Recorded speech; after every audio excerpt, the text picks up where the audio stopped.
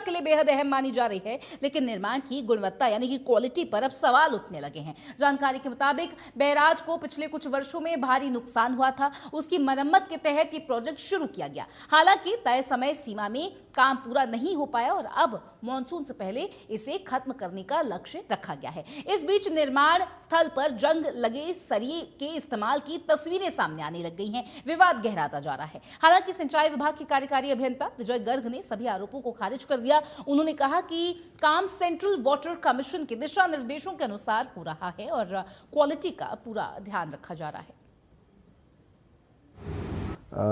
जो हथनी कुंड बराज पे जो डायफ्राम का काम है वो 70% करीब ख़त्म हो चुका है और हम उसे समय अनुसार कंप्लीट करके पूरा कर देंगे।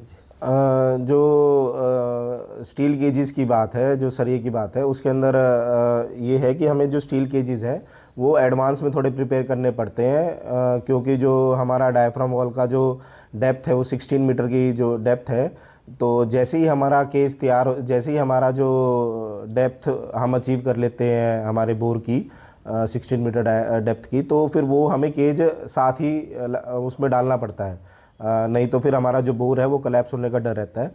तो इसलिए हमें थोड़ी जो केज प्रिपरेशन है वो एडवांस करनी पड़ती है और जो बाकी मापदंड है जो मान लो स्टील के रिगार्डिंग है और सारे हैं उनका पूरा ध्यान रखा जाता है। अगर कोई अनियमितता पाई जाती है तो उससे साथ के साथ।